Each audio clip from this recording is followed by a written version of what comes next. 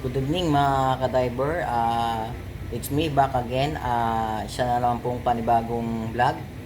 Ang vlog ko po ngayon ay ipapakita ko lang po kung yung mga nagawa ko na regulator na 3 araw na pinadala po sa akin nung harang araw.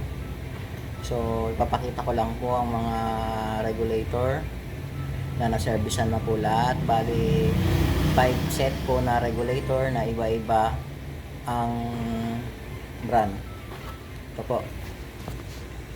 Meron pong Mares, meron pong Oceanic, at meron din pong Scuba Pro. Meron din pong Aquamundo. So lahat na po yan na mga ka-diver.